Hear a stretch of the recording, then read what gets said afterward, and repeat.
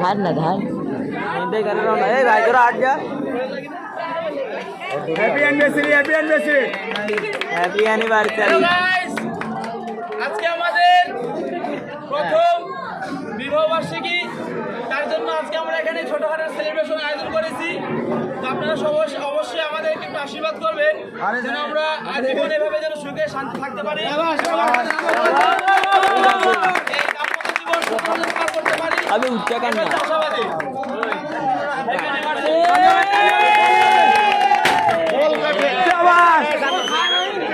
নষ্ট খাই ডালিস নষ্ট খাই ডালিস সব নষ্ট হয়ে গা